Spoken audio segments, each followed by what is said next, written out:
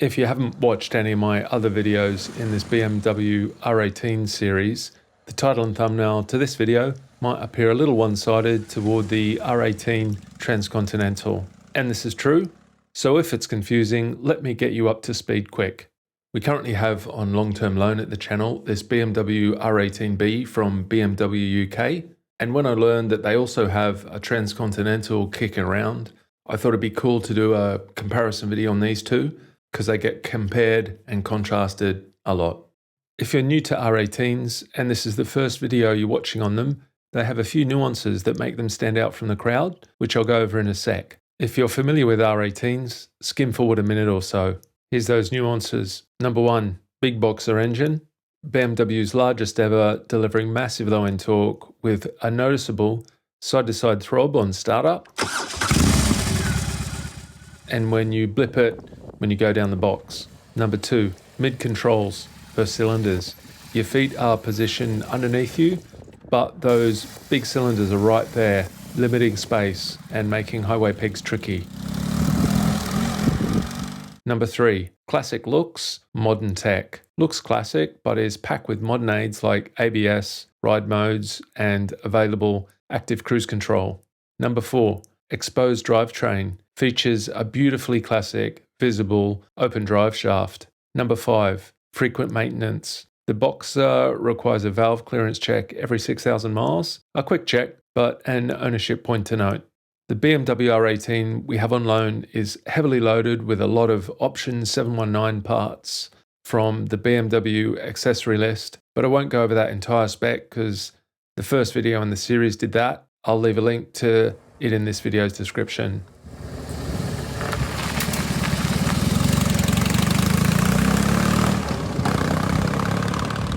Here's a list of the key differences between the R18B and the Transcontinental. Most people know this, but the R18B is a bagger, so it's designed for shorter, punchier rides, while the Transcontinental is designed as a super comfortable tourer. Things that the Transcontinental gets over and above the R18B are a larger touring windscreen, driving lights up front, engine protection bars, more wind protection up the front there with those adjustable vents, and a bigger seat with a taller heated pillion seat and a 48-litre top box with an integrated backrest. Another significant difference between the two bikes is the colour scheme and the spec available on them.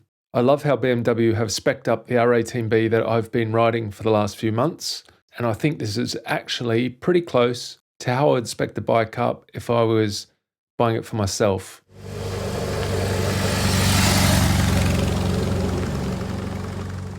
BMW don't exactly tell us the spec they give us for the bikes they loan us, so we have to reverse engineer it from the configurators on their website, but here's what I can configure from that. The colour of the R18 Transcontinental is Dragonfire Red Metallic with black engine and transmission. This bike is fitted with the Comfort Pack, which includes central locking, tyre pressure control, a lockable fuel cap, and hill start control. Other accessories, it includes reverse gear, which you absolutely need on these things, active cruise control, an alarm, Marshall speakers in the fairing, panniers, and top box too.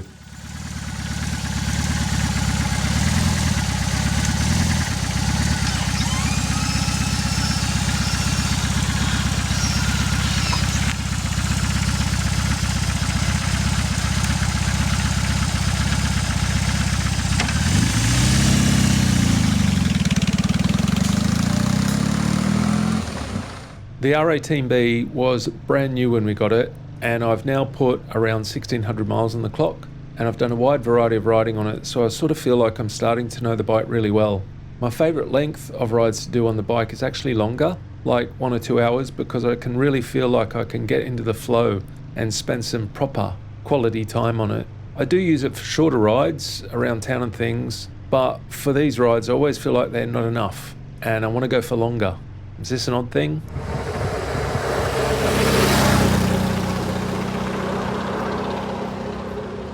So beyond the obvious visual and spec differences between the two bikes, the very first thing I noticed about the Transcontinental was that when I was sitting on it in my relaxed R18B position with my back sort of a bit slouched, was that the top of the windscreen was exactly where I needed to look at the road ahead. So I needed to adjust the way I sat on the bike so I was sort of more upright so I could see over the top of it. I don't usually ride like this with my back really straight, sort of like perfect posture. So it was sort of an odd feeling. I've since checked the BMW's website and it looks like you can buy a range of windscreens for the bike. So you just need to change that if it's the same for you. For reference, if you really like the look of the R18B screen, you can buy that through BMW and add it to the Transcontinental if you want, and vice versa. So the majority of the parts on each of these bikes are interchangeable. Beyond the windscreen, the bike didn't really feel that much different, even though the Transcontinental is much heavier. When I first rode the R18s, the weight of them caught me out a few times actually in the corners, in that I overshot one or two a touch because I underestimated how much weight was pushing out on them. If you do test ride one, this is something to watch out for. And if this is your first big cruiser, be extra careful. Health and safety warning over.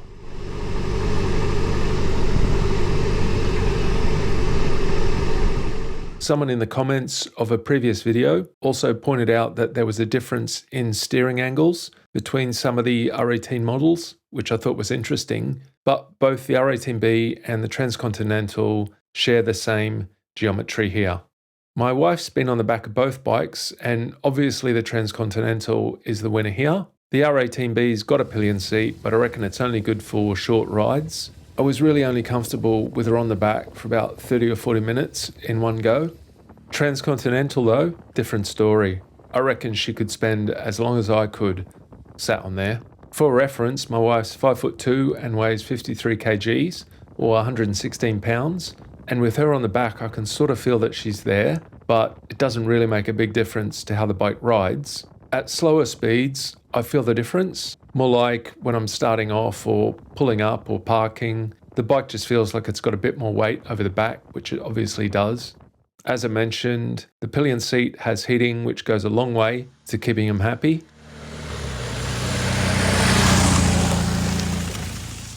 A big difference between this bike and say a traditional cruiser like a Harley-Davidson Street Glide or Road Glide is the mid-mounted foot controls behind the cylinders. I've ridden both these bikes for extended periods of time, and I'd say the comfort is similar on mid or forward mounted pegs or footboards. With each of these styles of pegs, my legs do get annoyed after being in one position, whether it's mid or forward, and they do need a change after a while. High-wear pegs, different story. If your bike's got these, it's going to be much better for the longer stints because you've got other options for your legs to be in so they don't get so sore. I have seen that you can get aftermarket ones for the R18s, but I haven't seen them myself in person. I'd be really keen to try them out, and they're definitely worth looking into if you do heaps of miles on your bikes.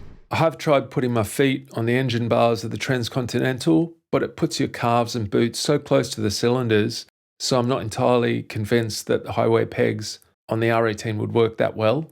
Stock seat on the Transcontinental is very comfortable, and it looks even wider and softer than the one on the R18B. I have a very sensitive bum on the bike. Maybe it's because I'm a bit heavier than average or something, and that's a lot of weight going into the seat there. Anyway, I don't get a sore bum on either of these bikes, and I find them both great.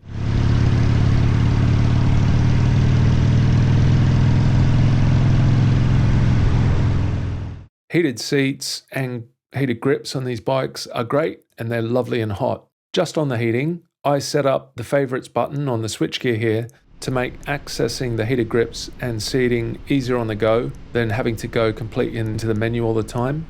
On the motorway, the Transcontinental is much more comfortable than the R18B due to its larger windscreen and wind deflectors. These ones on the side of the bike can move to direct more air toward you or not, and they work really well.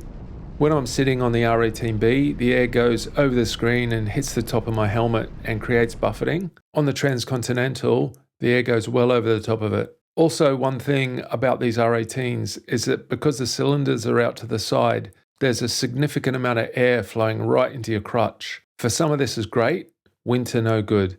I've ridden R18s in the winter here, and if you're not wearing the right gear, the wind goes right up you. But less so on the Transcontinental because it's got the wind deflectors at the front there. So the Transcontinental wins here. While I had the Transcontinental, I had a new bike launch to attend over in Wales, which was 210 miles away from my home in Surrey. On the way there, I only stopped once to put the camera on my helmet, and on the way back, I only stopped once to go to the toilet and have a drink of water. That says a lot about the long distance comfort of these bikes, eh? I think if I took the R18B on that trip, I would have been blown around a bit more and would have arrived more tired. Radar cruise control was great at keeping me a good distance from the vehicle in front of me, and I've also learned that it will put the brakes on for you too if the vehicle in front gets too close, which is a really cool safety feature. Heated grips and seat helped me feel warm when the weather changed and it wasn't exactly in the right kit. Right, so we're just heading back from a day on a press launch in Wales, and we're just packing our bikes. And I just want to show you what I can fit in mine. So what I've had for the press launch is helmet, inside that heaps of gloves, goggles, all that sort of thing. Rain kit, one part, spare gloves. This is the riding kit, we're riding off-road, so full set of riding kit, pants and top in that. And then over on this side, got my clothes that I've used, so there's my clothes there. Rain thing shoved in there. So when you close this down, you've got to be wary that if you've got speakers, they squash things in a little bit here. And then what I'll bring on me is a backpack. One area that's important to me is how a bike looks, and I really like the options and colours that you can select for the R18B. In fact, how the one I have is spec'd up perfect in my opinion, and I wish the Transcontinental had the same options. I think the blacked out parts and dark chrome on the R18B also looks really stealth. Just on the cylinders and foot heat, if you're new to the R18s and think your feet are going to get hot because they're near the cylinders, they don't. Well, at least I haven't experienced that ever.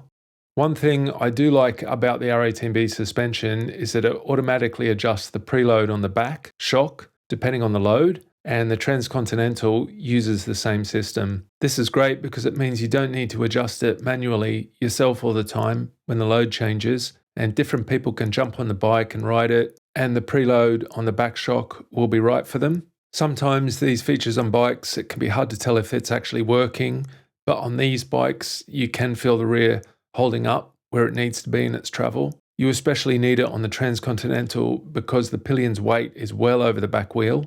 I've tried both bikes on some roads where I know a poorly suspended bike will bottom, and they didn't, even with my wife on the back.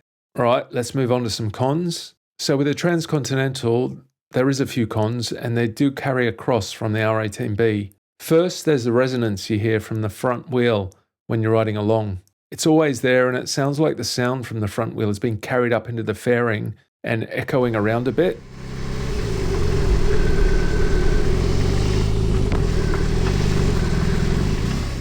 No idea what this actually is. Maybe an owner can tell me what it might be and if they've solved it in the comments. Maybe it needs some sort of sound deadening material in there, I don't know.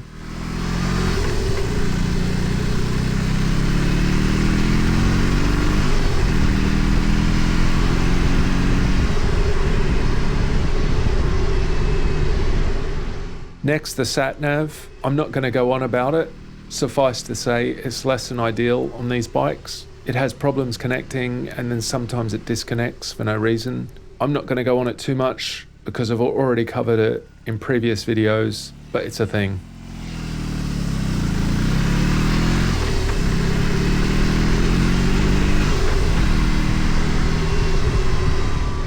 Any conversation about a premium bagger or tourer ultimately leads back to Harley-Davidsons, and for ages they've set the cultural standard in this segment. But I think what the BMW R18B and Transcontinental are now doing is a completely different take on that established formula. And it's not just an interpretation, it's a high-tech alternative. Where Harley leans on tradition and that visceral air-cooled V-twin thump, the BMW delivers a massive technologically advanced boxer engine and cool features like active cruise control, often at a more accessible price point than its most direct competitor.